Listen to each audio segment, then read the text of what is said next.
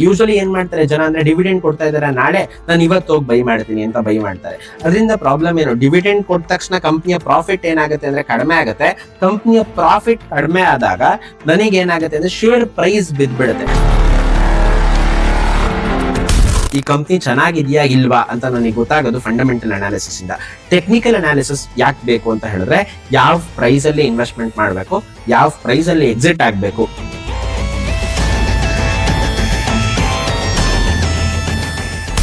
Share holders ದುಡ್ಡನ್ನ ಎಷ್ಟು ಚೆನ್ನಾಗಿ ಕಂಪ್ನಿ ಮ್ಯಾನೇಜ್ ಮಾಡ್ತಾ ಇದೆ ಅಂತ ಗೊತ್ತಾಗೋದು ROE ಇಂದ.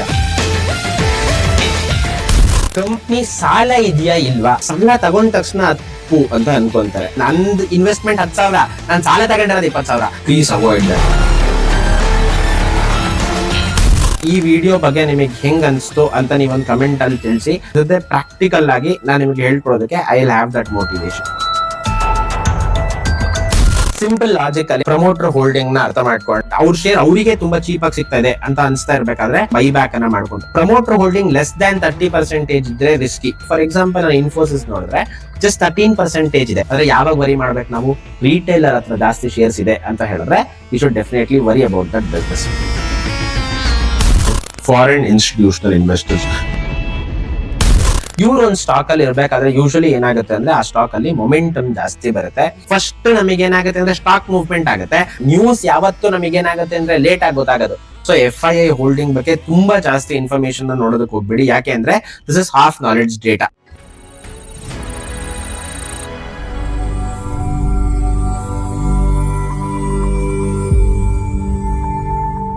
ಎಲ್ರಿಗೂ ನಮಸ್ಕಾರ, ನಾನು ನಿಮ್ಮ Sudhakar Rao, chartered wealth manager. Usually ಜನ ನನಗೆ ಫೋನ್ ಮಾಡಿದಾಗ ಕೇಳೋ ಪ್ರಶ್ನೆ ಏನು ಅಂತ ಹೇಳಿದ್ರೆ, ಈ ಸ್ಟಾಕ್ ಬಿದ್ದಿದೆ, ಕಡಿಮೆ ಬೆಲೆಗೆ ಸಿಗ್ತಾ ಇದೆ, ತಗೊಂಬೋದಾ ಅಂತ. ಬಟ್ ಆದ್ರೆ ಆಕ್ಚುಲಿ ಕೇಳ್ಬೇಕಾಗಿರೋ ಪ್ರಶ್ನೆ ಏನು ಅಂತ ಹೇಳಿದ್ರೆ, ಇದೊಂದು ಎಕ್ಸೆಪ್ಷನಲ್ ಬಿಸ್ನೆಸ್ ಹೌದಾ ಅಲ್ವಾ? ಈ ಬಿಸ್ನೆಸ್ ಕನ್ಸಿಸ್ಟೆಂಟ್ ಆಗಿ ಗ್ರೋ ಆಗೋ ಕೆಪಾಸಿಟಿ ಹೊಂದಿದ್ಯಾ ಹೊಂದಿಲ್ವಾ? ಈ ಡಿಫರೆನ್ಸ್ ಆಫ್ ಥಿಂಕಿಂಗ್ ಬರದೆ ನಾವು ಸ್ಟಾಕ್ ಮಾರ್ಕೆಟ್ ಅಲ್ಲಿ ದುಡ್ಡು ಮಾಡೋದಕ್ಕೆ ಸಾಧ್ಯನೇ ಇಲ್ಲ. ಸೊ ಲಾಸ್ಟ್ ವಿಡಿಯೋದಲ್ಲಿ ನಾವು ಫಂಡಮೆಂಟಲ್ ಅನಾಲಿಸಿಸ್ ನ ಬೇಸಿಕ್ಸ್ ಅನ್ನ ಕಲ್ತ್ಕೊಂಡಿದೀವಿ. ಸೊ ಇವತ್ತಿನ ಈ ವಿಡಿಯೋದಲ್ಲಿ ಒಂದ್ ಸ್ಟೆಪ್ ಮುಂದಕ್ಕೆ ಹೋಗಿ ಫಂಡಮೆಂಟಲ್ ಅನಾಲಿಸಿಸ್ ನ ಸ್ವಲ್ಪ ಅಡ್ವಾನ್ಸ್ಡ್ ವರ್ಷನ್ ನಾವೇನ್ ಮಾಡೋಣ ಅಂತ ಹೇಳಿದ್ರೆ ಇವತ್ತು ಕಲ್ತ್ಕೊಳ್ಳೋಣ. ಸೊ ಫೈನಾನ್ಸ್ ಕಾನ್ಸೆಪ್ಟ್ ನ ನಾವೇನ್ ಮಾಡೋಣ ಅಂತ ಹೇಳಿದ್ರೆ ಒಂದ್ ಸಿಂಪಲ್ ಸ್ಟೋರಿ ಮೂಲಕ ಅರ್ಥ ಮಾಡ್ಕೊಳ್ಳೋಣ. ಅರ್ಜುನ್ ಒಂದು ಲೆಮನ್ ಜ್ಯೂಸ್ ಬಿಸ್ನೆಸ್ ನ ಮಾಡ್ಬೇಕು ಅಂತ ಇದ್ದಾನೆ. ಈ ಲೆಮನ್ ಜ್ಯೂಸ್ ಬಿಸ್ನೆಸ್ ಗೆ ಇನ್ವೆಸ್ಟ್ಮೆಂಟ್ ಅನ್ನ ಅವ್ರ ಅಪ್ಪನ ಹತ್ರ 10,000 ರೂಪಾಯಿ ಇಸ್ಕೊಂಡಿದ್ದಾನೆ. ಅದಾದ್ಮೇಲೆ ಅವ್ರ ಅಂಕಲ್ ಹತ್ರ 5,000 ರೂಪಾಯಿ ಲೋನ್ ಇಸ್ಕೊಂಡಿದ್ದಾನೆ ಅಂತ ಅನ್ಕೊಳ್ಳೋಣ. ಸೊ ಈ ಕಾನ್ಸೆಪ್ಟ್ ಅನ್ನ ಇಟ್ಕೊಂಡು ನಾವು ಫಂಡಮೆಂಟಲ್ ಅನಾಲಿಸಿಸ್ ಯಾವ ತರ ಮಾಡ್ಬೇಕು ಅಂತ ಕಲ್ತ್ಕೊಳ್ಳೋಣ. ಸೊ ಫಸ್ಟ್ ಕಾನ್ಸೆಪ್ಟ್ ಏನು ಅಂತ ಹೇಳಿದ್ರೆ that is operating profit margin. ಇದೇನು ಅಂತ ಅರ್ಥ ಮಾಡ್ಕೊಳ್ಳೋದಕ್ಕಿಂತ ಮುಂಚೆ I will give you some numbers. So ಇವಾಗ ಲೆಟ್ಸ್ ಸೇ ಅರ್ಜುನ್ ಏನ್ ಮಾಡ್ತಾ ಇದ್ದಾನೆ ಅಂತ ಹೇಳಿದ್ರೆ 10 ರೂಪಾಯಿಗೆ 1 ಕಪ್ ಜ್ಯೂಸ್ ಅನ್ನ ಮಾರ್ತಾ ಇದ್ದಾನೆ. ಒಂದ್ ದಿನಕ್ಕೆ 100 ಕಪ್ ಜ್ಯೂಸ್ ಅನ್ನ ಅವನ್ ಏನ್ ಮಾಡ್ತಾ ಇದ್ದಾನೆ ಅಂದ್ರೆ ಮಾರ್ತಾ ಇದ್ದಾನೆ ಅಂತ ಅನ್ಕೊಳ್ಳೋಣ. ಓವರ್ ಆಲ್ 100 ಕಪ್ ಮಾಡಿದಾನೆ, 1 ಕಪ್ ಜ್ಯೂಸಿಗೆ 10 ರೂಪಾಯಿ ಚಾರ್ಜ್ ಮಾಡ್ತಾ ಇದ್ದಾನೆ ಅಂದ್ರೆ ಅವ್ನ ರೆವೆನ್ಯೂ ಏನಾಯ್ತು ಅಂತ ಹೇಳಿದ್ರೆ 1000 ರೂಪೀಸ್ ಬಂತು. ಈ 1000 ರೂಪೀಸ್ ರೆವೆನ್ಯೂ ಬರೋದಕ್ಕೆ ಅವ್ನ ಇಂಗ್ರೀಡಿಯೆಂಟ್ಸ್ ಕಾಸ್ಟ್ ಅಂದ್ರೆ ಇವಾಗ ಲಿಂಬೆಹಣ್ಣು, ಅದಾದ್ಮೇಲೆ ಸಕ್ಕರೆ, ಉಪ್ಪು, ಅದಕ್ಕೆಲ್ಲ ಎಷ್ಟು ಖರ್ಚು ಮಾಡಿದಾನೆ ಅಂತ ಹೇಳಿದ್ರೆ 300 ರೂಪಾಯಿ ಖರ್ಚು ಮಾಡಿದಾನೆ ಅಂತ ಅನ್ಕೊಳ್ಳೋಣ. ಇವಾಗ ಕಪ್ ಮತ್ತೆ ಸ್ಟ್ರಾ ಎಲ್ಲ ಖರ್ಚು ಬರುತ್ತೆ, ಅದಕ್ಕೊಂದು 100 ರೂಪಾಯಿ ಖರ್ಚಾಯ್ತು ಅಂತ ಅನ್ಕೊಳ್ಳೋಣ. ಅದಾದ್ಮೇಲೆ ಒಬ್ಬ ಹೆಲ್ಪರ್ ಫ್ರೆಂಡ್ ಬೇರೆ ಇಟ್ಕೊಂಡಿದ್ದಾನೆ, ಆ ಹೆಲ್ಪರ್ ಫ್ರೆಂಡ್ಗೆ 200 ರೂಪಾಯಿ ಕೊಟ್ಟು ಒಟ್ಟು ಖರ್ಚು ಎಷ್ಟಾಯ್ತು ಅಂತ ಹೇಳಿದ್ರೆ 600 ರೂಪಾಯಿ ಖರ್ಚಾಯ್ತು. 1000 ರೂಪಾಯಿ ದುಡ್ದಿದ್ದಾನೆ, ಅದ್ರಲ್ಲಿ 600 ಖರ್ಚಾಯ್ತು. ನೆಟ್ ಏನ್ ಉಳಿದಿದೆ ಅಂತ ಹೇಳಿದ್ರೆ 400 ರೂಪಾಯಿ ಉಳಿದಿದೆ. ಈ 400 ರೂಪಾಯಿ ಏನು ಅಂತ ಹೇಳಿದ್ರೆ operating profit. So operating profit margin ಅಂದ್ರೆ ಏನು? ಓವರ್ ಆಲ್ ರೆವೆನ್ಯೂ ಎಷ್ಟಿದೆ? 400 ರೂಪಾಯಿ ಇದೆ, ಡಿವೈಡೆಡ್ ಬೈ 1000 ಯಾಕೆ ಅಂತ ಹೇಳಿದ್ರೆ ರೆವೆನ್ಯೂ 1000 ಇದೆ. ಸೊ 40% ಮಾರ್ಜಿನ್ ಇದೆ ಅಂತ ಹೇಳ್ಬೋದು. ಸೊ ಇವಾಗ ಆಪರೇಟಿಂಗ್ ಪ್ರಾಫಿಟ್ಗೂ ನೆಟ್ ಪ್ರಾಫಿಟ್ಗೂ ಡಿಫರೆನ್ಸ್ ಏನು ಅಂತ ನಾವೇನ್ ಮಾಡೋಣ ಅಂದ್ರೆ ಅರ್ಥ ಮಾಡ್ಕೊಳ್ಳೋಣ. ಆಪರೇಟಿಂಗ್ ಪ್ರಾಫಿಟ್ ಅಂದ್ರೆ ಅರ್ಥ ಏನು? ಕೋರ್ ಬಿಸ್ನೆಸ್ ಅಲ್ಲಿ ಕಂಪ್ನಿ ಮಾಡ್ತಾ ಇರುವಂತ ಲಾಭ, ಮೇನ್ ಬಿಸ್ನೆಸ್ ಅಲ್ಲಿ ಕಂಪ್ನಿಗೆ ಎಷ್ಟು ಲಾಭ ಬರ್ತಾ ಇದೆ ಅಂತ ಗೊತ್ತಾಗೋದು ಆಪರೇಟಿಂಗ್ ಪ್ರಾಫಿಟ್ಸ್ ಇಂದ. ನೆಟ್ ಪ್ರಾಫಿಟ್ ಅಲ್ಲಿ ನನ್ಗೆ ಯಾವ್ದೋ ಹಳೆ ಅಸೆಟ್ ನ ನಾನ್ ಮಾರಿ ಲಾಭ ಅಂತ ತೋರಿಸ್ತಾ ಇರ್ತೀನಿ. ಆ ಲಾಭ ನೆಕ್ಸ್ಟ್ ವರ್ಷ ಏನಾಗಲ್ಲ ಅಂತ ಹೇಳಿದ್ರೆ ರಿಕರ್ ಆಗಲ್ಲ. ಆದ್ರೆ ಆ ಲಾಭ ಎಲ್ಲಿ ಇನ್ಕ್ಲೂಡ್ ಆಗಿರುತ್ತೆ ಅಂದ್ರೆ ನೆಟ್ ಪ್ರಾಫಿಟ್ ಅಲ್ಲಿ ಇನ್ಕ್ಲೂಡ್ ಆಗಿರುತ್ತೆ. ಆದ್ರೆ ಆಪರೇಟಿಂಗ್ ಪ್ರಾಫಿಟ್ ಅಲ್ಲಿ ಇದು ಇನ್ಕ್ಲೂಡ್ ಆಗಿರಲ್ಲ. ಆಪರೇಟಿಂಗ್ ಪ್ರಾಫಿಟ್ ಅಲ್ಲಿ ಇನ್ನೇನ್ ಇನ್ಕ್ಲೂಡ್ ಆಗಿರಲ್ಲ ಅಂತ ಹೇಳಿದ್ರೆ, ಇನ್ನ ಟ್ಯಾಕ್ಸಸ್ ಕಟ್ಟಿಲ್ಲ, 400 ರೂಪಾಯಿ ದುಡ್ದಿದ್ದೇನೆ ಅಂತ ಅಷ್ಟೇ ಗೊತ್ತಾಯ್ತು, ಟ್ಯಾಕ್ಸ್ ಕಟ್ಟಿರೋದು, ಡಿಪ್ರಿಸಿಯೇಷನ್ ಅದೆಲ್ಲ ಎಲ್ಲಿ ಇನ್ಕ್ಲೂಡ್ ಇಲ್ಲ ಅಂತ ಹೇಳಿದ್ರೆ ಆಪರೇಟಿಂಗ್ ಪ್ರಾಫಿಟ್ಸ್ ಅಲ್ಲಿ ಇನ್ಕ್ಲೂಡ್ ಇಲ್ಲ. ಸೊ ಬೇಸಿಕಲಿ ಇದು ಏನ್ ಕೊಡುತ್ತೆ ಅಂತ ಹೇಳಿದ್ರೆ, ಜಾಸ್ತಿ OPM ಇದೆ, ಹೈಯರ್ ದ OPM ಅಂತ ಹೇಳಿದ್ರೆ ಬಿಸ್ನೆಸ್ ಇನ್ ಎಫಿಷಿಯನ್ಸಿ, ಬಿಸ್ನೆಸ್ ನ ಚೆನ್ನಾಗಿ ಮ್ಯಾನೇಜ್ ಮಾಡ್ತಾ ಇದ್ದಾರೆ ಅಂತ ನಂಗೆ ಗೊತ್ತಾಗೋದು ಆಪರೇಟಿಂಗ್ ಪ್ರಾಫಿಟ್ಸ್ ಇಂದ. ನೆಟ್ ಪ್ರಾಫಿಟ್ ಕೆಲವೊಂದ್ಸಲ ಮ್ಯಾನುಪುಲೇಟಿವ್ ಆಗಿರೋ ಚಾನ್ಸಸ್ ಇರುತ್ತೆ. ಯಾಕೆ ಅಂತ ಹೇಳಿದ್ರೆ ಹಳ್ಳಿ ಅಸೆಟ್ ಅನ್ನ ಮಾರಿ ತೋರಿಸ್ತಾ ಇರೋ ಚಾನ್ಸಸ್ ಇರುತ್ತೆ. ಸೊ ಆ ರೀಸನ್ಗೆ OPM also place A very important role. So operating profit margin ಬಂದು 15% ಗಿಂತ ಜಾಸ್ತಿ ಇದ್ರೆ it is a healthy business. 25% ಗಿಂತನೂ ಜಾಸ್ತಿ ಇದ್ರೆ, 20-25% ಗಿಂತನೂ ಜಾಸ್ತಿ OPM ಇದೆ ಅಂತ ಹೇಳಿದ್ರೆ ಇಟ್ಸ್ ರಿಯಲಿ ಗುಡ್ ಬಿಸ್ನೆಸ್. ಅಂದ್ರೆ ಅವ್ರ ಆಪರೇಷನಲ್ ಎಫಿಷಿಯನ್ಸಿ ತುಂಬಾ ಅಂದ್ರೆ ತುಂಬಾ ಚೆನ್ನಾಗಿದೆ ಅಂತ ನಾವ್ ಹೇಳ್ಬೋದು. ಫೈನ್. ಇವಾಗ ನೆಕ್ಸ್ಟ್ ಕಾನ್ಸೆಪ್ಟ್ ಏನು ಅಂತ ಹೇಳಿದ್ರೆ that is written on equity. Return on equity ಅಂತ ಹೇಳಿದ್ರೆ ಅರ್ಥ ಏನು? ಇಕ್ವಿಟಿ ಅಂತ ಹೇಳಿದ್ರೆ ಶೇರ್ ಹೋಲ್ಡರ್ಸ್ ಇನ ದುಡ್ಡನ್ನ ಅರ್ಜುನ್ ಯಾವ ತರ ಮ್ಯಾನೇಜ್ ಮಾಡ್ತಾ ಇದ್ದಾನೆ ಅಥವಾ ಕಂಪ್ನಿ ಯಾವ ತರ ಮ್ಯಾನೇಜ್ ಮಾಡ್ತಾ ಇದೆ ಅಂತ ಅರ್ಥ ಮಾಡ್ಕೊಳ್ಳೋದಕ್ಕೆ ರಿಟರ್ನ್ ಆನ್ ಇಕ್ವಿಟಿ ಅನ್ನೋ ಕಾನ್ಸೆಪ್ಟ್ ನನಗೆ ಗೊತ್ತಿರ್ಬೇಕು. ಸೊ ರಿಟರ್ನ್ ಆನ್ ಇಕ್ವಿಟಿ ಇದು ಯಾವ ತರ ವರ್ಕ್ ಆಗುತ್ತೆ ಅಂದ್ರೆ, ಅರ್ಜುನ್ ಏನ್ ಮಾಡಿದಾನೆ ಅಂತ ಹೇಳಿದ್ರೆ 10,000 ರೂಪಾಯಿನ ಅವ್ರ ಅಪ್ಪನ ಹತ್ರ ಇಸ್ಕೊಂಡಿದ್ದಾನೆ. ಸೊ ಆ 10,000 ರೂಪಾಯಿ ಉಪಯೋಗಿಸ್ಕೊಂಡು ಅವನ್ ಏನ್ ಮಾಡಿದಾನೆ ಅಂದ್ರೆ ಒಟ್ಟು ಓವರ್ ಆಲ್ ಎಲ್ಲ ಖರ್ಚು ಕಳೆದು 3,000 ರೂಪಾಯಿ ದುಡ್ದಿದ್ದಾನೆ ಅಂತ ಅನ್ಕೊಳ್ಳೋಣ. 10,000 ಅವಂದೇ ಸ್ವಂತ ದುಡ್ಡು, ಅವ್ರ ಅಪ್ಪಂದು. ಸೊ ಅವಂದೇ ಸ್ವಂತ ಅಂತ ಹೇಳ್ತಾ ಇದೀನಿ. 10,000 ರೂಪಾಯಿ ಅವಂದೇ ಸ್ವಂತ ದುಡ್ಡಲ್ಲಿ 3,000 ರೂಪಾಯಿ ಅವನೇನ್ ಮಾಡಿದಾನೆ ಅಂತ ಹೇಳಿದ್ರೆ ಲಾಭ ಮಾಡಿದಾನೆ. ಅಂದ್ರೆ ನೆಟ್ ಪ್ರಾಫಿಟ್, ROE ಯಾವ ತರ ಕ್ಯಾಲ್ಕುಲೇಷನ್ ಆಗುತ್ತೆ ಅಂದ್ರೆ ಇಲ್ಲಿದೆ, net profit divided by equity into 100. ಆದ್ರೆ ನೆಟ್ ಪ್ರಾಫಿಟ್ ಎಷ್ಟಿದೆ? 3,000 ಇದೆ. ಅದರಲ್ಲಿ ಅವಂದೇ ದುಡ್ಡು ಎಷ್ಟು ಅಂದ್ರೆ ಶೇರ್ ಹೋಲ್ಡರ್ಸ್ ಅಂದ್ರೆ ಯಾರು? ಶೇರ್ ಹೋಲ್ಡರ್ಸ್ ಅಂದ್ರೆ ಮಾಲೀಕರು.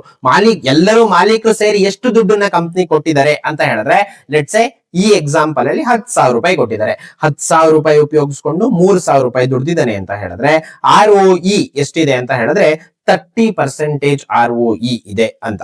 ಸೊ ಇವಾಗ ಈ ಇದರಲ್ಲಿ ಬರೀ 10,000 ಮಾತ್ರ ಕನ್ಸಿಡರ್ ಮಾಡ್ತಾ ಇದೀವಿ. ROE ನಲ್ಲಿ ಬರೀ 10,000 ಮಾತ್ರ ಕನ್ಸಿಡರ್ ಮಾಡ್ತಾ ಇದೀವಿ. ಇದೇನು ಅಂತ ಹೇಳಿದ್ರೆ ಇನ್ವೆಸ್ಟರ್ಸ್ ಕೊಟ್ಟಿರುವಂತ ದುಡ್ಡು. ಅಂದ್ರೆ ಸಾಲ ಇಲ್ಲಿ ROE ನಲ್ಲಿ ಏನಾಗ್ತಾ ಇಲ್ಲ ಅಂದ್ರೆ ಸಾಲನ ಕನ್ಸಿಡರ್ ಮಾಡ್ತಾ ಇಲ್ಲ. ಯಾವ ಕಂಪ್ನಿಗೆ ಸಾಲ ಇಲ್ಲ ಆ ಕಂಪ್ನಿ ROE ಬಹಳ ಇಂಪಾರ್ಟೆಂಟ್. ನೆಕ್ಸ್ಟ್ ಕಾನ್ಸೆಪ್ಟ್ ಏನು ಅಂತ ಹೇಳಿದ್ರೆ ROE, return on equity.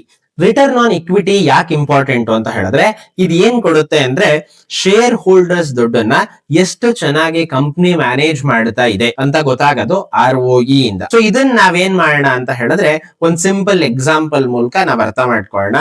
Arjun ಏನ್ ಮಾಡಿದಾನೆ ಅಂತ ಹೇಳಿದ್ರೆ 10,000 ಅವಂದೇ ದುಡ್ಡನ್ನ ಹಾಕಿದ್ದಾನೆ. ಅವ್ರ ಅಪ್ಪಂದ 10,000 ಇಸ್ಕೊಂಡ್ ಹಾಕಿದ್ದಾನೆ. So it's his own money. So over all ಆಗಿ ನಾವಿಲ್ಲಿ 10,000 ರೂಪಾಯಿ ಅವ್ರ ಅಪ್ಪನ ಹತ್ರ ಇಸ್ಕೊಂಡಿದ್ದಾನೆ. ಈ 10,000 ರೂಪಾಯಿ ಉಪಯೋಗಿಸ್ಕೊಂಡು ಆ ಕಂಪ್ನಿ ಏನ್ ಮಾಡಿದೆ ಅಂತ ಹೇಳಿದ್ರೆ 3,000 ರೂಪಾಯಿ ಲಾಭ ಮಾಡಿದ್ದಾರೆ ಅಂತ ಅನ್ಕೊಳ್ಳೋಣ.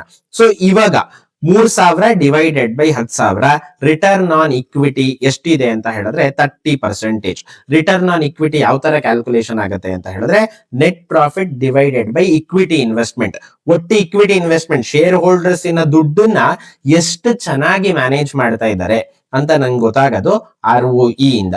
ಇದನ್ನ ಇನ್ನ ಸಿಂಪಲ್ ಎಕ್ಸಾಂಪಲ್ ಮೂಲಕ ನಾವ್ ಅರ್ಥ ಮಾಡ್ಕೊಬೇಕು ಅಂತ ಹೇಳಿದ್ರೆ ಲೆಟ್ಸ್ ಸೇ ನಾನು ಇವಾಗ 100 ರೂಪಾಯಿ ಬ್ಯಾಂಕ್ ಅಲ್ಲಿ ಇಟ್ಟೆ ಅಂತ ಅನ್ಕೊಳ್ಳೋಣ. 100 ರೂಪಾಯಿ ಬ್ಯಾಂಕ್ ಅಲ್ಲಿ ಇಟ್ರೆ ನನಗೆ ಬ್ಯಾಂಕ್ FD ಎಷ್ಟು ಪರ್ಸೆಂಟೇಜ್ ರಿಟರ್ನ್ಸ್ ಕೊಡುತ್ತೆ ಅಂತ ಹೇಳಿದ್ರೆ 6% ರಿಟರ್ನ್ಸ್ ಕೊಡುತ್ತೆ. ಅದಾದ್ಮೇಲೆ ಇವಾಗ ಯಾವ್ದೊಂದು ಅವರೇಜ್ ಬಿಸ್ನೆಸ್ ಮೇಲೆ ಇನ್ವೆಸ್ಟ್ಮೆಂಟ್ ಮಾಡಿದೆ ಅಂದ್ರೆ, ಇವಾಗ ಫಾರ್ ಎಕ್ಸಾಂಪಲ್ Nifty 50 ಮೇಲೆ ಇನ್ವೆಸ್ಟ್ಮೆಂಟ್ ಮಾಡಿದ್ರೆ ಯೂಶಲಿ ಎಷ್ಟು ಕೊಡುತ್ತೆ ಅಂತ ಹೇಳಿದ್ರೆ 13-15% ರೇಂಜ್ ಅಲ್ಲಿ ನನಗೆ ಏನಾಗುತ್ತೆ ಅಂತ ಹೇಳಿದ್ರೆ Nifty 50 ಕೊಡುತ್ತೆ. ಆದ್ರೆ ಅರ್ಜುನ್ಸ್ ಬಿಸ್ನೆಸ್ ಮೇಲೆ ನಾನು ಇನ್ವೆಸ್ಟ್ಮೆಂಟ್ ಮಾಡಿದ್ರೆ ಅರ್ಜುನ್ ನನಗೆ ಎಷ್ಟು ದುಡ್ಡು ಕೊಡ್ತಾ ಇದ್ದಾನೆ ಅಂತ ಹೇಳಿದ್ರೆ ದಟ್ ಇಸ್ 30%. ಅಂದ್ರೆ ಅರ್ಜುನ್ ಬಿಸ್ನೆಸ್ 30% ಅಲ್ಲಿ ಗ್ರೋ ಆಗ್ತಾ ಇದೆ. ಬ್ಯಾಂಕ್ FD 6% ಅಲ್ಲಿ ಗ್ರೋ ಆಗ್ತಾ ಇದೆ. ಅರ್ಜುನ್ಸ್ ಬಿಸ್ನೆಸ್ 30% ಅಲ್ಲಿ ಗ್ರೋ ಆಗ್ತಾ ಇದೆ. ಸೊ ROE, ರಿಟರ್ನ್, ಅರ್ನಿಂಗ್ಸ್ ಇದೆಲ್ಲ ಕಾನ್ಸೆಪ್ಟ್ ಹೆಂಗೆ ಅಂತ ಹೇಳಿದ್ರೆ ಜಾಸ್ತಿ ಇದ್ದಷ್ಟು ಒಳ್ಳೇದು. ಸೊ ರೂಲ್ ಆಫ್ ಥಂಬ್ ಏನು ಅಂತ ಹೇಳಿದ್ರೆ 15% ಗಿಂತ ಜಾಸ್ತಿ ಇದ್ರೆ ಒಳ್ಳೇದು. 20-25% ಗಿಂತ ಜಾಸ್ತಿ ಇದೆ ಅಂತ ಹೇಳಿದ್ರೆ it is an exceptional business. ಓಕೆನಾ? ಫೈನ್. ಇವಾಗ ನೆಕ್ಸ್ಟ್ ಕಾನ್ಸೆಪ್ಟ್ ಏನು ಅಂತ ಹೇಳಿದ್ರೆ ROCE, return on capital employed. So return on capital employed ಇದು ನನಗೆ ಸೌಂಡಿಂಗ್ ಯಾವ ತರ ಇದೆ ಅಂದ್ರೆ ರಿಟರ್ನ್ ಆನ್ ಇಕ್ವಿಟಿ ಅದೇ ತರದ ಕಾನ್ಸೆಪ್ಟ್ಸ್ ಅಲ್ಲೇ ಬರುತ್ತೆ. ಎರಡಕ್ಕೂ ಏನ್ ಡಿಫ್ರೆನ್ಸ್ ಅಂತ ಹೇಳಿದ್ರೆ ರಿಟರ್ನ್ ಆನ್ ಇಕ್ವಿಟಿ ನಲ್ಲಿ ನನಗೆ ಬರೀ ಶೇರ್ ಹೋಲ್ಡರ್ಸ್ ಕ್ಯಾಪಿಟಲ್ ನ ಮಾತ್ರ ಕನ್ಸಿಡರ್ ಮಾಡ್ತಾ ಇರ್ತೀವಿ. ರಿಟರ್ನ್ ಆನ್ ಕ್ಯಾಪಿಟಲ್ ಎಂಪ್ಲಾಯ್ಡ್ ಅಂತ ಹೇಳಿದ್ರೆ ಎಂಟೈರ್ ಕ್ಯಾಪಿಟಲ್ ಬಿಸ್ನೆಸ್ ಗೆ ಏನ್ ಬಂದಿದೆ ಅದ್ರ ಮೇಲೆ ಕಂಪ್ನಿ ಏನ್ ದುಡ್ದಿದೆ ಅಂತ ಅರ್ಥ ಮಾಡ್ಕೊಳ್ಳೋದು, that is written on capital employed. So story ನಾನು ನಿಮಗೆ ಹೇಳಿದೆ, ಅರ್ಜುನ್ ಏನ್ ಮಾಡಿದಾನೆ, 10,000 ರೂಪಾಯಿನ ಅವಂದೇ ಸ್ವಂತ ದುಡ್ಡನ್ನ 10,000 ಹಾಕಿದಾನೆ, 5,000 ಲೋನ್ ತಗೊಂಡಿದ್ದಾನೆ. ಟೋಟಲ್ ಕ್ಯಾಪಿಟಲ್ ಎಷ್ಟಾಯ್ತು ಅಂತ ಹೇಳಿದ್ರೆ 15,000 ಆಯ್ತು. 15,000 ಕ್ಯಾಪಿಟಲ್ ಈಗ ದುಡ್ದಿರೋದು ಎಷ್ಟು ಅವನು 3,000. 3,000 ಡಿವೈಡೆಡ್ ಬೈ 15,000 ಅಂತ ಹೇಳಿದ್ರೆ ROC ಎಷ್ಟು ಬಂತು ಅಂತ ಹೇಳಿದ್ರೆ 20% ಬಂತು. ಅಂದ್ರೆ ಅರ್ಥ ಏನು, ಓವರ್ ಆಲ್ ಆಗಿ ಎಂಟೈರ್ ಕ್ಯಾಪಿಟಲ್ ನ ಉಪಯೋಗಿಸ್ಕೊಂಡು ಕಂಪ್ನಿ ಎಷ್ಟು ಲಾಭ ಮಾಡ್ತಾ ಇದೆ ಅಂತ ನಾವು ಅರ್ಥ ಮಾಡ್ಕೊಳ್ಳೋದು ROCE ಇಂದ. ಇವಾಗ ROE ನಲ್ಲಿ ಸಾಲದ ಬಗ್ಗೆ ಮಾತಾಡ್ತಾ ಇಲ್ಲ ನಾವು. ROCE ನಲ್ಲಿ ನಾವೇನ್ ಮಾಡ್ತಾ ಇದೀವಿ ಅಂದ್ರೆ ಸಾಲನು ಕನ್ಸಿಡರ್ ಮಾಡಿ ಕಂಪ್ನಿ ಎಷ್ಟು ದುಡಿತಾ ಇದೆ ಅಂತ ನಾವ್ ನೋಡ್ತಾ ಇದೀವಿ. ಸೊ ಸಾಲ ಇರೋ ಬಿಸ್ನೆಸ್ಗೆ ROCE ಇಂಪಾರ್ಟೆಂಟ್, ಸಾಲ ಇಲ್ಲದೆ ಇರೋ ಬಿಸ್ನೆಸ್ಗೆ ROE ಇಂಪಾರ್ಟೆಂಟ್. ಓಕೆನಾ? ಸೊ ಇದ್ರ ಸಿಂಪಲ್ ಮೀನಿಂಗ್ ಏನು ಅಂತ ಹೇಳಿದ್ರೆ 100 ರೂಪಾಯಿ ಇನ್ವೆಸ್ಟ್ಮೆಂಟ್ ಮಾಡಿದ್ರೆ 20 ರೂಪಾಯಿ ಅರ್ಜುನ್ ದುಡಿತಾ ಇದ್ದಾನೆ. ಈ ಬಿಸ್ನೆಸ್ 20% ಕನ್ಸಿಸ್ಟೆಂಟ್ ಆಗಿ ಗ್ರೋ ಆಗ್ತಾ ಇದೆ. ಓವರ್ ಆಲ್ ಕ್ಯಾಪಿಟಲ್ ನ 20% ಅಲ್ಲಿ ಗ್ರೋ ಆಗ್ತಾ ಇದೆ ಅಂತ ROCE ಹೇಳ್ತಾ ಇದೆ. ಇವಾಗ ಯೂಶಲಿ ಜನ ಏನ್ ಅನ್ಕೊಂತಾರೆ ಅಂತ ಹೇಳಿದ್ರೆ ಸಾಲ ತಗೊಂಡ ತಕ್ಷಣ ತಪ್ಪು ಅಂತ ಅನ್ಕೊಂತಾರೆ. ಅದೇ ಸಾಲ ತಗೊಂಡ ತಕ್ಷಣ ತಪ್ಪಾಗುತ್ತಾ ಅಂತ ಹೇಳಿದ್ರೆ ಡೆಫಿನೆಟ್ಲಿ ತಪ್ಪಾಗಲ್ಲ. ಇವಾಗ ಲೆಟ್ಸೆ ನಾನು ಯಾವ್ದೋ ಒಂದು ಬಿಸ್ನೆಸ್ ಗೆ ಸಾಲ ತಗೊಂಡೆ, ಆ ಸಾಲ 8% ಅಲ್ಲಿ ತಗೊಂಡೆ, ಆದ್ರೆ ನಾನು ಆ ದುಡ್ಡನ್ನ ಉಪಯೋಗಿಸ್ಕೊಂಡು 30% ಅಲ್ಲಿ ಬಿಸ್ನೆಸ್ ನ ಗ್ರೋ ಮಾಡ್ತಾ ಇದ್ದೀನಿ ಅಂತ ಹೇಳಿದ್ರೆ ಆ ಸಾಲ ತಪ್ಪಲ್ಲ. ಅಂದ್ರೆ ಸೊ ಇಲ್ಲಿ ROE ಜಾಸ್ತಿ ಇದೆ ROCE ಗಿಂತ. ಅಂದ್ರೆ ROE ಅಂದ್ರೆ return on equity, return on equity return on capital employed ಗಿಂತ ಜಾಸ್ತಿ ಇದೆ ಅಂತ ಹೇಳಿದ್ರೆ ಅರ್ಥ ಏನು, ಸೊ ಸಾಲ ತಗೊಂಡ್ರು ಸಾಲನ ಚೆನ್ನಾಗಿ ಮ್ಯಾನೇಜ್ ಮಾಡ್ತಾ ಇದ್ದೀನಿ, ಸಾಲದ ಮ್ಯಾನೇಜ್ಮೆಂಟ್ ಚೆನ್ನಾಗಿದ್ಯಾ ಇಲ್ವಾ. ಇವಾಗ ಯೂಶಲಿ ಜನ ಏನ್ ಮಾಡ್ಬಿಡ್ತಾರೆ ಅಂತ ಹೇಳಿದ್ರೆ ಸಾಲ ತಗೊಂಡ ತಕ್ಷಣ ಇಟ್ಸ್ ಅ ಬ್ಯಾಡ್ ಬಿಸ್ನೆಸ್ ಅಂತ ಬರೆಸ್ಬಿಡ್ತಾರೆ. But that is a very wrong way. ಸಾಲ ತಗೊಂಡಿದ್ದೀನಿ ಬಟ್ ಸಾಲದ ಮ್ಯಾನೇಜ್ಮೆಂಟ್, ಇವಾಗ 8% ಸಾಲ ತಗೊಂಡಿದ್ದೀನಿ ಆದ್ರೆ ಆ ಸಾಲ ತಗೊಂಡು ನಾನು 30% ದುಡಿತಾ ಇದ್ದೀನಿ ಅಂತ ಹೇಳಿದ್ರೆ it's A very good business. So ಆ ರೀಸನ್ಗೆ ಸಾಲ ಇರೋ ಬಿಸ್ನೆಸ್ಗೆ, ಯಾವ್ದೋ ಬಿಸ್ನೆಸ್ ಸಾಲ ಮಾಡಿದ್ದಾರೆ ಅಂದ್ರೆ ನಾನು ROE ಗಿಂತ ROCE ಇಂಪಾರ್ಟೆಂಟ್. ಸೊ ನನ್ನ ಅಡ್ವೈಸ್ ಏನು ಅಂತ ಹೇಳಿದ್ರೆ ಎರಡನ್ನು ನೋಡಿ, ROE ಮತ್ತೆ ROCE ಎರಡೂ ಕೂಡ 15% ಗಿಂತ ಜಾಸ್ತಿ ಇದೆ ಅಂತ ಹೇಳಿದ್ರೆ ಇಟ್ಸ್ ಅ ಗುಡ್ ಬಿಸ್ನೆಸ್. 20%, 25% ಗಿಂತ ಜಾಸ್ತಿ ಇದೆ ಅಂತ ಹೇಳಿದ್ರೆ it is an exceptional business. ಅಂದ್ರೆ ಇವಾಗ ಆ ಬಿಸ್ನೆಸ್ ಅಲ್ಲಿ ದುಡ್ಡು ಹಾಕಿದ್ರೆ ಆ ಕಂಪ್ನಿ ಓನರ್ ಏನ್ ಮಾಡ್ತಾ ಇದ್ದಾನೆ ಅಂದ್ರೆ ಆ ದುಡ್ಡನ್ನ 20%, 25% ಇದು ಕನ್ಸಿಸ್ಟೆಂಟ್ ಆಗಿ ಗ್ರೋ ಮಾಡ್ತಾ ಇದ್ದಾನೆ ಅಂತ ಅರ್ಥ. ಸೊ ಇವಾಗ ನಾವ್ ನೆಕ್ಸ್ಟ್ ಏನ್ ಅರ್ಥ ಮಾಡ್ಕೊಬೇಕು ಅಂದ್ರೆ ಕಂಪ್ನಿ ಸಾಲ ಇದೆಯಾ ಇಲ್ವಾ ಅಂತ ನಾವೇನ್ ಮಾಡ್ಬೇಕು ಅಂತ ಹೇಳಿದ್ರೆ ಅರ್ಥ ಮಾಡ್ಕೊಳ್ಳೋಣ. ಇವಾಗ ಸಾಲ ಎಷ್ಟು ಮಾಡ್ಬೇಕು ಯೂಶಲಿ ಸಾಲ ಅಂತ ಹೇಳಿದ್ರೆ ಅವನ ಹತ್ರ ಏನಿದೆ ಅಸೆಟ್ಸ್, ಅವನ ಹತ್ರ ಏನಿದೆ ಇಕ್ವಿಟಿ, ಶೇರ್ ಹೋಲ್ಡರ್ ಕ್ಯಾಪಿಟಲ್, ಅದಕ್ಕಿಂತನೂ ಜಾಸ್ತಿ ಸಾಲ ಮಾಡಿದ್ರೆ ಅದು ಒಳ್ಳೆ ಬಿಸ್ನೆಸ್ ಅಂತ ಹೇಳಿದ್ರೆ it is not A good business. Simple example ಮೂಲಕ ನಾನು ನಿಮಗೆ ಇದನ್ನ ಅರ್ಥ ಮಾಡಿಸ್ತೀನಿ. ಡೆಟ್ ಟು ಇಕ್ವಿಟಿ ರೇಷಿಯೋ ಅಂತ ಕರಿತೀವಿ ಇದನ್ನ. ಡೆಟ್ ಟು ಇಕ್ವಿಟಿ ಅಂತ ಹೇಳಿದ್ರೆ ಅರ್ಥ ಏನು, ಲೆಟ್ಸ್ ಸೇ ಇವಾಗ ಅರ್ಜುನ್ 5,000 ರೂಪಾಯಿ ಸಾಲ ತಗೊಂಡಿದ್ದಾನೆ, ಅವಂದೇ ಸ್ವಂತ ಇನ್ವೆಸ್ಟ್ಮೆಂಟ್ ಎಷ್ಟು ಹಾಕಿ 5,000 ಸಾಲ ಅಂದ್ರೆ ಇಟ್ ಇಸ್ ಎ ಡೆಟ್. ಅದಾದ್ಮೇಲೆ 10,000 ರೂಪಾಯಿ ಅವನು ಏನ್ ಮಾಡಿದಾನೆ ಅಂತ ಹೇಳಿದ್ರೆ ಅವಂದೇ ಸ್ವಂತ ದುಡ್ಡನ್ನ ಇನ್ವೆಸ್ಟ್ಮೆಂಟ್ ಮಾಡಿದಾನೆ. 5,000 ಸಾಲ ಡಿವೈಡೆಡ್ ಬೈ ಅವಂದೇ ಸ್ವಂತ ದುಡ್ಡು 10,000, 5,000 ಡಿವೈಡೆಡ್ ಬೈ 10,000 ಅಂತ ಹೇಳಿದ್ರೆ ಡೆಟ್ ಟು ಇಕ್ವಿಟಿ ಎಷ್ಟು ಬರ್ತಾ ಇದೆ ಅಂತ ಹೇಳಿದ್ರೆ ಇಟ್ ಇಸ್ ಕಮಿಂಗ್ ಅರೌಂಡ್ 0.5. ಓಕೆನಾ? ಇವಾಗ ಕೆಲವೊಂದ್ಸಲ ಏನಾಗತ್ತೆ ಅಂತ ಹೇಳಿದ್ರೆ ಯೂಶಲಿ ಇದು ಸಾಲ ಕಡಿಮೆ ಇದ್ದಷ್ಟು ಒಳ್ಳೇದು, ಬಟ್ ಅದೇ ಸಾಲ ಇವಾಗ ಫಾರ್ ಎಕ್ಸಾಂಪಲ್ 0.5 ಇದೆ ಅಂತ ಹೇಳಿದ್ರೆ ಆ ಸಾಲದ ಮ್ಯಾನೇಜ್ಮೆಂಟ್ ಅನ್ನ ನೋಡ್ಬೇಕು. ಅಂದ್ರೆ ROCE ನೋಡ್ಬೇಕು. ಸಾಲ ತಗೊಂಡಿದ್ದಾರೆ ಅದೇ ROCE ಚೆನ್ನಾಗಿಲ್ಲ ಅಂತ ಹೇಳಿದ್ರೆ ಅರ್ಥ ಏನು, ಅವ್ರ ಸಾಲನ ಚೆನ್ನಾಗಿ ಮ್ಯಾನೇಜ್ ಮಾಡ್ತಾ ಇಲ್ಲ ಅಂತ. ಸೊ ಇವಾಗ ಸಾಲ ಇದೆ ಬಿಸ್ನೆಸ್ಗೆ, ಅದ್ರ ಜೊತೆಗೆ ROCE ಚೆನ್ನಾಗಿದೆ ಅಂತ ಹೇಳಿದ್ರೆ ಸಾಲ ತಗೊಂಡು ಅದಕ್ಕಿಂತ ಚೆನ್ನಾಗಿ, ಇವಾಗ ಸಾಲ 8% ತಗೊಂಡ್ರೆ ಇದನ್ನ 20% ನಾವೇನ್ ಮಾಡ್ತಾ ಇದೀವಿ ಅಂತ ಹೇಳಿದ್ರೆ ದುಡಿತಾ ಇದೀವಿ ಅಂತ ನಾವ್ ಅರ್ಥ ಮಾಡ್ಕೊಬಹುದು. ಸೊ ಇವಾಗ ಇದನ್ನ ಯಾವ್ದೇ ಡೇಟಾ ಪಾಯಿಂಟ್ಸ್ ಏನಾದ್ರೂ ಸಿಂಗಲ್ ಪ್ಯಾರಾಮೀಟರ್ ಯೂಸ್ ಮಾಡ್ಕೊಂಡು ನಾವೇನ್ ಮಾಡಬಾರ್ದು ಅಂತ ಅನಾಲಿಸಿಸ್ ಮಾಡಬಾರ್ದು, ಎಲ್ಲ ಇಂಟರ್ ಲಿಂಕ್ ಇರುತ್ತೆ. ಸೊ ಅವಾಗ ನಮಗೆ ಹೋಲ್ ಸ್ಟೋರಿ ಅರ್ಥ ಆಗುತ್ತೆ. ಯಾವ್ದೋ ಒಂದು ಡೇಟಾ ಪಾಯಿಂಟ್ ನೋಡಿದ್ರೆ ನಮಗೆ ಹೋಲ್ ಸ್ಟೋರಿ ಏನಾಗಲ್ಲ ಅಂತ ಹೇಳಿದ್ರೆ ಅರ್ಥ ಆಗಲ್ಲ. ಫೈನ್. ಇನ್ನ ಸಿಂಪಲ್ ಆಗಿ ಹೇಳ್ಬೇಕು ಅಂತ ಹೇಳಿದ್ರೆ ಡೆಟ್ ಟು ಇಕ್ವಿಟಿ ರೇಷಿಯೋ 0.5 ಗಿಂತ ಕಡಿಮೆ ಇದೆ ಅಂತ ಹೇಳಿದ್ರೆ ಸಾಲ ತುಂಬಾ ಕಡಿಮೆ ತಗೊಂತಾ ಇದ್ದಾರೆ. ಈ ತರ ಪಾಯಿಂಟ್ ಆಫ್ ಟೈಮ್ ಅಲ್ಲಿ ನಾವು ROE ಗೆ ಇಂಪಾರ್ಟೆನ್ಸ್ ಅನ್ನು ಜಾಸ್ತಿ ಕೊಡಬೇಕು. It's A very safe company. 0.5 ಇಂದ 1 ತನಕ ಡೆಟ್ ಟು ಇಕ್ವಿಟಿ ಇದೆ ಅಂದ್ರೆ ಇಟ್ ಇಸ್ ಸ್ಟಿಲ್ ಕಂಫರ್ಟಬಲ್. ಆದ್ರೆ ROC ಗೆ ನಾವು ಅಗೇನ್ ಬಹಳ ಇಂಪಾರ್ಟೆನ್ಸ್ ಕೊಡಬೇಕು. ಯಾಕೆ?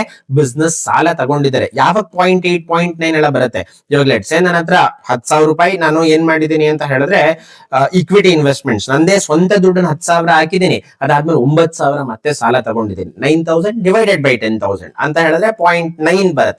ಸೊ ಅವಾಗ್ಲೇ ಪಾಯಿಂಟ್ ಅಂದ್ರೆ ನನ್ನ ಅಸೆಟ್ ಗಿಂತ ಕಡಿಮೆ ಇದೆ ಸ್ಟಿಲ್ ಸಾಲ, ಬಟ್ ಆದ್ರೆ ROC ನಾನು ತುಂಬಾ ಕೇರ್ಫುಲ್ ಆಗಿ ಟ್ರ್ಯಾಕ್ ಮಾಡಬೇಕು.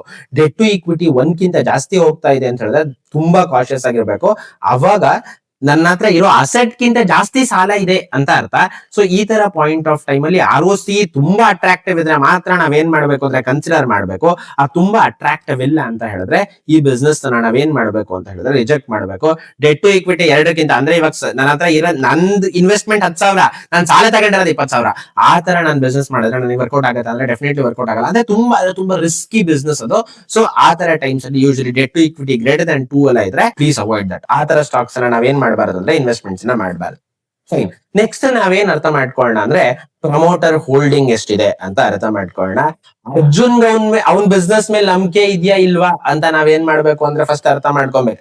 ಅರ್ಜುನ್ಗೆ ಅವ್ನ್ ಬಿಸ್ನೆಸ್ ಮೇಲೆ ನಂಬಿಕೆ ಇಲ್ಲ ಅಂದ್ರೆ ಅದು ಒಳ್ಳೆ ಬಿಸ್ನೆಸ್?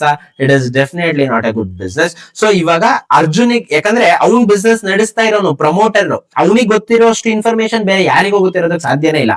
ಸೊ ಅವನೇ ಬಿಸ್ನೆಸ್ ಇಂದ ಆಚೆ ಹೋಗ್ತಾ ಇದ್ದಾನೆ. ಸಾರಿ ಅಂದ್ರೆ ನನ್ನ ಸ್ಟೇಕ್ಸ್ ನಾನು ಏನ್ ಮಾಡ್ತಾ ಇದ್ದೀನಿ ಅಂತ ಹೇಳಿದ್ರೆ ಸೆಲ್ ಮಾಡ್ತಾ ಇದ್ದಾನೆ ಅಂತ ಹೇಳಿದ್ರೆ ಅದು ಒಳ್ಳೆ ಬಿಸ್ನೆಸ್ ಅಂದ್ರೆ definitely it is not A good business. ಇವಾಗ ಪ್ರಮೋಟರ್ ಹೋಲ್ಡಿಂಗ್ ಯಾವ ತರ ವರ್ಕ್ ಆಗುತ್ತೆ ಅಂದ್ರೆ ಒಂದ್ ಸಿಂಪಲ್ ಎಕ್ಸಾಂಪಲ್ ಮೂಲಕ ಅರ್ಥ ಮಾಡ್ಕೊಳ್ಳೋಣ. ಇವಾಗ ಅರ್ಜುನ್ ಬಿಸ್ನೆಸ್ ಏನಿದೆ, ಲೆಮನ್ ಜ್ಯೂಸ್ ಬಿಸ್ನೆಸ್, ಒಂದು ದೊಡ್ಡ ಕಂಪ್ನಿ ಆಗಿದೆ. ಒಟ್ಟು ಅದರಲ್ಲಿ 100 ಶೇರ್ಸ್ ಇದೆ. ಆ 100 ಶೇರ್ ಅಲ್ಲಿ 60 ಶೇರ್ ಅನ್ನ ಅರ್ಜುನ್ ಇಟ್ಕೊಂಡಿದ್ದಾನೆ. ಅಂದ್ರೆ 60% ಅರ್ಜುನ್ ಹತ್ರ ಇದೆ. ಇನ್ 40 ಶೇರ್ ಅನ್ನ ಅವನೇನ್ ಮಾಡ್ತಾ ಇದ್ದಾನೆ ಅಂತ ಹೇಳಿದ್ರೆ ಬೇರೆ ಇನ್ವೆಸ್ಟರ್ಸ್ ಗೆ ಮಾರ್ತಾ ಇದ್ದಾನೆ. ಯಾಕೆ ಮಾರ್ತಾ ಇದ್ದಾನೆ ಅಂತ ಹೇಳಿದ್ರೆ ಅವನಿಗೆ ಫಂಡಿಂಗ್ ಬೇಕಾಗಿದೆ. ಆ ಫಂಡಿಂಗ್ ಬೇಕಾಗಿರೋದಕ್ಕೋಸ್ಕರ ಅವನೇನ್ ಮಾಡ್ತಾ ಇದ್ದಾನೆ ಅಂದ್ರೆ ಮಾರ್ತಾ ಇದ್ದಾನೆ ಅಂತ ಅನ್ಕೊಳ್ಳೋಣ. ಸೊ ಇವಾಗ ಇಲ್ಲಿ ಮಾರ್ತಾ ಇರ್ಬೇಕಾದ್ರೆ ನಾನು 2 ಕಾನ್ಸೆಪ್ಟ್ ನೋಡ್ಬೇಕು. ಯಾರಿಗ್ ಮಾರ್ತಾ ಇದ್ದಾನೆ ಅನ್ನೋ ಕಾನ್ಸೆಪ್ಟ್ ತುಂಬಾ ಇಂಪಾರ್ಟೆಂಟ್ ಆಗುತ್ತೆ. ಇವಾಗ ಯಾರೋ ದೊಡ್ಡ FIIs ಗೆ DIS ಗೆ ಮಾರ್ತಾ ಇದ್ರೆ ಇಟ್ಸ್ ಓಕೆ. ಬಟ್ ಕೆಲವೊಂದ್ಸಲ ಏನಾಗ್ತಾ ಇರುತ್ತೆ ಅಂದ್ರೆ ಪ್ರಮೋಟರ್ ಪೂರ್ತಿ ಇವಾಗ ಅವ್ರ ಹತ್ರ ಏನಿದೆ ಅದಷ್ಟು ಶೇರ್ಸ್ ಅನ್ನ ರಿಟೈಲರ್ಸ್ ಮಾರ್ತಾ ಇರ್ತಾರೆ. ಅದು ಒಳ್ಳೆ ಬಿಸ್ನೆಸ್ ಅಂತ ಹೇಳಿದ್ರೆ ಅದು ಒಳ್ಳೆ ಬಿಸ್ನೆಸ್ ಅಲ್ಲ. ಅಂದ್ರೆ ಪ್ರಮೋಟರ್ ಹೋಲ್ಡಿಂಗ್ ಕಡಿಮೆ ಆಗ್ತಾ ಬರ್ತಾ ಇರುತ್ತೆ, ಆದ್ರೆ ರಿಟೇಲ್ ಹೋಲ್ಡಿಂಗ್ ಜಾಸ್ತಿ ಆಗ್ತಾ ಹೋಗ್ತಾ ಇರುತ್ತೆ. ಇದು ಒಳ್ಳೆ ಬಿಸ್ನೆಸ್ ಅಂದ್ರೆ ಡೆಫಿನೆಟ್ಲಿ ಅಲ್ಲ. ಯಾಕಂದ್ರೆ ರಿಟೇಲರ್ ಎಲ್ಲರಿಗಿಂತ ಕಡಿಮೆ ಇನ್ಫಾರ್ಮೇಶನ್ ಯಾರ ಹತ್ರ ಇರುತ್ತೆ ಅಂದ್ರೆ ರಿಟೇಲರ್ ಹತ್ರ ಇರುತ್ತೆ. ಸೊ ಆ ರೀಸನ್ಗೆ ಪ್ರಮೋಟರ್ ಸೆಲ್ ಮಾಡಿದ ತಕ್ಷಣ ಅದು ಬ್ಯಾಡ್ ಬಿಸ್ನೆಸ್ ಅಂತ ಹೇಳಬಾರ್ದು. ಪ್ರಮೋಟರ್ ಸೆಲ್ ಮಾಡಿದ್ರೆ ಯಾರು ಬೈ ಮಾಡ್ತಾ ಇದ್ದಾರೆ ಅನ್ನೋದನ್ನ ನಾನು ಏನ್ ಮಾಡ್ಬೇಕು ಅಂತ ಹೇಳಿದ್ರೆ ನೋಡ್ಬೇಕು. ಅದ್ ನನಗೆ ಎಲ್ಲಿ ಸಿಗುತ್ತೆ ಅಂದ್ರೆ FII ಡೇಟಾ, DIA ಡೇಟಾ ನೋಡಿದ್ರೆ ನನಗೆ ಈ ಡೇಟಾ ಪಾಯಿಂಟ್ ಸಿಗುತ್ತೆ. ಸೊ ಇದ್ರ ಬಗ್ಗೆ ನಿಮಗೆ ಕಂಪ್ಲೀಟ್ ಆಗಿ ಪ್ರಾಕ್ಟಿಕಲ್ ಇನ್ಫಾರ್ಮೇಶನ್ ಬೇಕು ಅಂತ ಹೇಳಿದ್ರೆ ಈ ವಿಡಿಯೋ ಬಗ್ಗೆ ನಿಮಗೆ ಹೆಂಗ್ ಅನ್ಸ್ತು ಅಂತ ನೀವೊಂದು ಕಮೆಂಟ್ ಅಲ್ಲಿ ತಿಳಿಸಿ. ಸೊ ದಟ್ ನಮಗೆ ಏನಾಗುತ್ತೆ ಅಂತ ಹೇಳಿದ್ರೆ ಇದೇ ಪ್ರಾಕ್ಟಿಕಲ್ ಆಗಿ ನಾನು ನಿಮಗೆ ಹೇಳ್ಕೊಡೋದಕ್ಕೆ I will have that motivation. ಇವಾಗ ಸಿಂಪಲ್ ಲಾಜಿಕ್ ಅಲ್ಲಿ ಪ್ರಮೋಟರ್ ಹೋಲ್ಡಿಂಗ್ ನ ಅರ್ಥ ಮಾಡ್ಕೊಳ್ಳೋಣ. ಇದ್ರಲ್ಲಿ ಗ್ರೀನ್ ಫ್ಲಾಗ್ ಯಾವ ತರ ಇರುತ್ತೆ, ರೆಡ್ ಫ್ಲಾಗ್ ಯಾವ ತರ ಇರುತ್ತೆ ಅಂತ ಅರ್ಥ ಮಾಡ್ಕೊಳ್ಳೋಣ. ಪ್ರಮೋಟರ್ ಪ್ರಮೋಟರ್ ಹತ್ರ ಏನಿರ್ಬೇಕು ಅಂದ್ರೆ 50% ಗಿಂತ ಶೇರ್ಸ್ ಜಾಸ್ತಿ ಇರಬೇಕು. ಅದಾದ್ಮೇಲೆ ಕೆಲವೊಂದ್ಸಲ ಪ್ರಮೋಟರ್ಸ್ ಅವ್ರು ಏನ್ ಮಾಡ್ತಾರೆ ಅಂದ್ರೆ ಅವ್ರ ಶೇರ್ಸ್ ಅನ್ನ ಬೈ ಬ್ಯಾಕ್ ಮಾಡ್ಕೊಂತಾರೆ. ಸೊ ಯಾವಾಗ ಅವ್ರು ಬೈ ಬ್ಯಾಕ್ ಮಾಡ್ಕೊಂತಾರೆ ಅಂತ ಹೇಳಿದ್ರೆ ಅವ್ರ ಶೇರ್ ಅವರಿಗೆ ತುಂಬಾ ಚೀಪ್ ಆಗಿ ಸಿಗ್ತಾ ಇದೆ ಅಂತ ಅನ್ಸ್ತಾ ಇರ್ಬೇಕಾದ್ರೆ ಅವ್ರು ಯೂಶಲಿ ಏನ್ ಮಾಡ್ತಾರೆ ಅಂತ ಹೇಳಿದ್ರೆ ಬೈ ಬ್ಯಾಕ್ ಅನ್ನ ಮಾಡ್ಕೊಂತಾರೆ. ಸೊ ಬೈ ಬ್ಯಾಕ್ ಯೂಶಲಿ ಏನ್ ನೋಡ್ತೀವಿ ಅಂತ ಹೇಳಿದ್ರೆ ಇಟ್ಸ್ ಎ ಗುಡ್ ಸೈನ್ ತರ ನಾವೇನ್ ಮಾಡ್ತೀವಿ ಅಂದ್ರೆ ಟ್ರೀಟ್ ಮಾಡ್ತೀವಿ. ಪ್ರಮೋಟರ್ ಹೋಲ್ಡಿಂಗ್ ಲೆಸ್ ದ್ಯಾನ್ 30% ಇದ್ರೆ ರಿಸ್ಕಿ. ಪ್ರಮೋಟರ್ ಅವ್ರ ಶೇರ್ಸ್ ಅನ್ನ ತುಂಬಾ ಅಂದ್ರೆ ರಾಪಿಡ್ ಆಗಿ ಸೆಲ್ ಮಾಡ್ತಾ ಇದ್ರೆ ಅದು ಒಳ್ಳೆ ಸೈನ್ ಅಲ್ಲ. ಆದ್ರೆ ಇವೆರಡು ಸಿಚುವೇಶನ್ ಅಲ್ಲಿ ಇವಾಗ ಫಾರ್ ಎಕ್ಸಾಂಪಲ್ ನಾನು ಇನ್ಫೋಸಿಸ್ ನೋಡಿದ್ರೆ ಜಸ್ಟ್ 13% ಇದೆ. ಹಾಗಂತ ಇನ್ಫೋಸಿಸ್ ಬ್ಯಾಡ್ ಬಿಸ್ನೆಸ್ ಅಂತ ನಾನು ಹೇಳೋದಕ್ಕಾಗತ್ತಾ ಅಂತ ಹೇಳಿದ್ರೆ ಇನ್ಫೋಸಿಸ್ ಬ್ಯಾಡ್ ಬಿಸ್ನೆಸ್ ಅಂತ ನಾನು ಹೇಳೋದಕ್ಕಾಗಲ್ಲ. ಯಾಕಂದ್ರೆ it is such A good business. ಅಂದ್ರೆ ಇವಾಗ ಇನ್ಫೋಸಿಸ್ ಏನಾಗ್ಬಿಟ್ಟಿದೆ ಅಂದ್ರೆ ತುಂಬಾ ದೊಡ್ಡದಾಗ್ಬಿಟ್ಟಿದೆ. ಸೊ ತುಂಬಾ ದೊಡ್ಡದಾಗಿರ್ಬೇಕಾದ್ರೆ ಯೂಶಲಿ ಈ ಡೇಟಾ ಪಾಯಿಂಟ್ ಅನ್ನ ಲಾರ್ಜ್ ಕ್ಯಾಪ್ ಕಂಪನೀಸ್ಗೆ ಅಂತ ಇಂಪಾರ್ಟೆಂಟ್ ಆಗಿ ನೋಡೋ ಅವಶ್ಯಕತೆ ಇಲ್ಲ. ಬಟ್ ಆದ್ರೆ ಒಂದು ಪ್ಯಾರಾಮೀಟರ್ ನ ನೋಡ್ಬೇಕು. ಸೊ ಪ್ರಮೋಟರ್ ಹತ್ರ ಶೇರ್ ಕಡಿಮೆ ಇದ್ರು ಯಾವ ಪ್ಲೇಯರ್ ಹತ್ರ ಅಂದ್ರೆ FIIs ಹತ್ರ ಶೇರ್ಸ್ ಜಾಸ್ತಿ ಇದೆಯಾ ಅಥವಾ DIS. FIIs ಅಂದ್ರೆ ಯಾರು? Foreign institutional investors. ಅದಾದ್ಮೇಲೆ DIS ಅಂದ್ರೆ ಯಾರು? ಡೊಮೆಸ್ಟಿಕ್ ಇನ್ಸ್ಟಿಟ್ಯೂಷನಲ್ ಇನ್ವೆಸ್ಟರ್ಸ್ ಹತ್ರ ನಮ್ಗಿಂತ ಜಾಸ್ತಿ ಇನ್ಫಾರ್ಮೇಶನ್ ಇರುತ್ತೆ. ಸೊ ಆ ರೀಸನ್ ಗೋಸ್ಕರ ಅವ್ರ ಹತ್ರ ಶೇರ್ ಇವಾಗ ಪ್ರಮೋಟರ್ ಹತ್ರ ಇಲ್ಲದೆ ಅವ್ರ ಹತ್ರ ಶೇರ್ಸ್ ಇದೆ ಅಂದ್ರೆ it is still fine, nothing to be worried. ಆದ್ರೆ ಯಾವಾಗ ವರಿ ಮಾಡ್ಬೇಕು ನಾವು, ರಿಟೇಲರ್ ಹತ್ರ ಜಾಸ್ತಿ ಶೇರ್ಸ್ ಇದೆ ಅಂತ ಹೇಳಿದ್ರೆ we should definitely worry about that business. Next ನಾನು ಅರ್ಥ ಮಾಡ್ಕೊಬೇಕಾಗಿರೋದು ಏನು ಅಂತ ಹೇಳಿದ್ರೆ that is FII holding. FIIs ಅಂದ್ರೆ ಯಾರು? Foreign institutional investors. ಇವ್ರು ಒಂದು ಸ್ಟಾಕ್ ಅಲ್ಲಿ ಇರ್ಬೇಕಾದ್ರೆ ಯೂಶಲಿ ಏನಾಗುತ್ತೆ ಅಂದ್ರೆ ಆ ಸ್ಟಾಕ್ ಅಲ್ಲಿ ಮೊಮೆಂಟಮ್ ಜಾಸ್ತಿ ಬರುತ್ತೆ. ಆದ್ರೆ ಇದ್ರಲ್ಲಿ ಒಂದು ರಾಂಗ್ ನೋಷನ್ ಇದೆ. ಫಾರಿನ್ ಇನ್ಸ್ಟಿಟ್ಯೂಷನಲ್ ಇನ್ವೆಸ್ಟರ್ಸ್ ಏನಾಗ್ತಾರೆ ಅಂತ ಹೇಳಿದ್ರೆ ಜಾಸ್ತಿ ಇದ್ದಷ್ಟು ಒಳ್ಳೇದು ಅಂತ ಬರೆಸ್ಬಿಡ್ತಾರೆ. ಬಟ್ ಪ್ರಾಬ್ಲಮ್ ಏನು ಅಂದ್ರೆ ಇವಾಗ ಆಲ್ರೆಡಿ ಅವ್ರು ಜಾಸ್ತಿ ಇದಾರೆ ಅಂತ ಹೇಳಿದ್ರೆ ಅಕಸ್ಮಾತ್ ಅವ್ರು ಇವಾಗ ಲೆಟ್ಸೆ ಅವ್ರು ₹100 ಬೈ ಮಾಡಿದ್ದಾರೆ ಒಂದ್ ಸ್ಟಾಕ್ ಅನ್ನ ಅಂತ ಅನ್ಕೊಳ್ಳೋಣ. ಅವ್ರು ಎಷ್ಟು ರೂಪಾಯಿ ಬೈ ಮಾಡಿದ್ದಾರೆ ಅಂತ ನನಗೆ ಗೊತ್ತಾಗತ್ತಾ ಅಂದ್ರೆ ಡೆಫಿನೆಟ್ಲಿ ಗೊತ್ತಾಗಲ್ಲ. ಅವ್ರು ಇವಾಗ ಯಾವ್ದೋ ಒಂದು ಸ್ಟಾಕ್ ಅನ್ನ ₹100ಗೆ 10,000 ಕೋಟಿ ಹಾಕಿ ಬೈ ಮಾಡಿದ್ದಾರೆ. ಅವಾಗ ಒಂದೇ ಸಲ ಡಿಮ್ಯಾಂಡ್ ಜಾಸ್ತಿ ಆಗುತ್ತೆ. ಆ ಸ್ಟಾಕ್ ಏನಾಗುತ್ತೆ ಅಂದ್ರೆ ₹140 ತನಕ ರೀಚ್ ಆಗುತ್ತೆ. ಸೊ 140ಗೆ ರೀಚ್ ಆಯ್ತು. ಅದಾದ್ಮೇಲೆ ನನಗೆ ಇನ್ಫಾರ್ಮೇಶನ್ ಬರುತ್ತೆ. ನ್ಯೂಸ್ ಯಾವತ್ತು ನಮಗೆ ಏನಾಗುತ್ತೆ ಅಂದ್ರೆ ಲೇಟ್ ಆಗಿ ಗೊತ್ತಾಗೋದು. ಫಸ್ಟ್ ನಮಗೆ ಏನಾಗುತ್ತೆ ಅಂದ್ರೆ ಸ್ಟಾಕ್ ಮೂವ್ಮೆಂಟ್ ಆಗುತ್ತೆ. ಅದಾದ್ಮೇಲೆ ನ್ಯೂಸ್ ಏನಾಗುತ್ತೆ ಅಂತ ಹೇಳಿದ್ರೆ ಲಾಸ್ಟ್ ಗೊತ್ತಾಗುತ್ತೆ. ಸೊ ಅದ್ರ ಬೇಸಿಸ್ ಮೇಲೆ ಸ್ಟಾಕ್ ಇವಾಗ 140 ಹೋದ್ಮೇಲೆ ನಂಗೆ ನ್ಯೂಸ್ ಬಂತು ಯಾರೋ ಒಬ್ಬ ದೊಡ್ಡ FII ಈ ಸ್ಟಾಕ್ ಅನ್ನ ಬೈ ಮಾಡಿದ್ದಾರೆ ಅಂತ. ಆ ಬೇಸಿಸ್ ಮೇಲೆ ನಾನು ಬೈ ಮಾಡ್ತೀನಿ. ಅವಾಗ ಏನಾದ್ರು ಅವ್ರು ಸೆಲ್ ಮಾಡ್ಬಿಟ್ರು ಅಂತ ಅನ್ಕೊಳ್ಳೋಣ.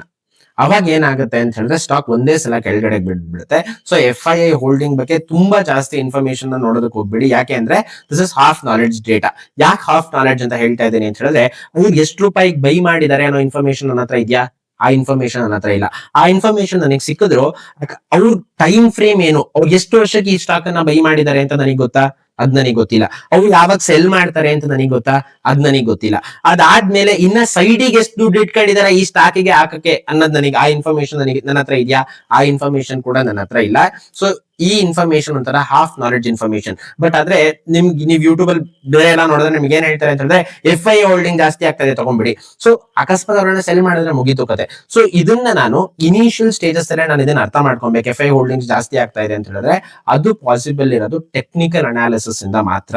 ಸೊ ಇವಾಗ ಈ ಫಂಡಮೆಂಟಲ್ ಅನಾಲಿಸಿಸ್ ಹೆಂಗೆ ಅಂತ ಹೇಳಿದ್ರೆ whether the company is good or bad ಅಂತ ಹೇಳುತ್ತೆ. ಈ ಕಂಪ್ನಿ ಚೆನ್ನಾಗಿದ್ಯಾ ಇಲ್ವಾ ಅಂತ ನನಗೆ ಗೊತ್ತಾಗೋದು ಫಂಡಮೆಂಟಲ್ ಅನಾಲಿಸಿಸ್ ಇಂದ. ಟೆಕ್ನಿಕಲ್ ಅನಾಲಿಸಿಸ್ ಯಾಕೆ ಬೇಕು ಅಂತ ಹೇಳಿದ್ರೆ ಯಾವ ಪ್ರೈಸ್ ಅಲ್ಲಿ ಇನ್ವೆಸ್ಟ್ಮೆಂಟ್ ಮಾಡಬೇಕು, ಯಾವ ಪ್ರೈಸ್ ಅಲ್ಲಿ ಎಕ್ಸಿಟ್ ಆಗ್ಬೇಕು ಅಂತ ನನಗೆ ಗೊತ್ತಾಗ್ಬೇಕು ಅಂತ ಹೇಳಿದ್ರೆ I should be a really good technical analyst. So ಅದ್ರ ಬಗ್ಗೆ ನಾನು ನಿಮಗೆ ಕಮಿಂಗ್ ವಿಡಿಯೋಸ್ ಅಲ್ಲಿ ವಿಡಿಯೋಸ್ ಅನ್ನ ಮಾಡ್ತೀನಿ. So stick on to it. So next last point ಏನು ಅಂತ ಹೇಳಿದ್ರೆ ಡಿವಿಡೆಂಡ್ ಯೀಲ್ಡ್. ಕಂಪ್ನಿ ಡಿವಿಡೆಂಡ್ ಅನ್ನ ಇನ್ವೆಸ್ಟರ್ಸ್ ಗೆ ಕೊಡ್ತಾ ಇದಾರಾ ಇಲ್ವಾ? ಡಿವಿಡೆಂಡ್ ಎಲ್ಲಾ ಕಂಪ್ನಿನೂ ಕೊಡ್ತಾರಾ ಅಂತ ಹೇಳಿದ್ರೆ ಯೂಶಲಿ ಎಲ್ಲಾ ಕಂಪ್ನೀಸು ಕೊಡಲ್ಲ. ಆಲ್ರೆಡಿ ಗ್ರೋ ಆಗಿರೋ ಕಂಪ್ನೀಸ್ ಏನ್ ಮಾಡ್ತಾರೆ ಅಂತ ಹೇಳಿದ್ರೆ ಡಿವಿಡೆಂಡ್ ನ ಕೊಡ್ತಾರೆ. ಸೊ ವಾರನ್ ಬಫೆಟ್ ಒಂದು ಫೇಮಸ್ ಸ್ಟೇಟ್ಮೆಂಟ್ ಇದೆ. ವಾರನ್ ಬಫೆಟ್ ಅವ್ರ ಶೇರ್ ಹೋಲ್ಡರ್ಸ್ ಗೆ ಯಾವತ್ತೂ ಏನ್ ಮಾಡಿಲ್ಲ ಅಂದ್ರೆ ಡಿವಿಡೆಂಡ್ ನ ಕೊಟ್ಟಿಲ್ಲ. ಯಾಕೆ ಅಂತ ಹೇಳಿದ್ರೆ ಆ ಡಿವಿಡೆಂಡ್ ನ ಒಂದು 5% 6% ನಾನು ನಿಮಗೆ ಕೊಡ್ತೀನಿ. ಆ ದುಡ್ಡನ್ನ ಉಪಯೋಗಿಸ್ಕೊಂಡು ನೀವೇನ್ ಮಾಡ್ತೀರಾ? ಎಲ್ಲೋ ಖರ್ಚು ಮಾಡ್ತೀರಾ.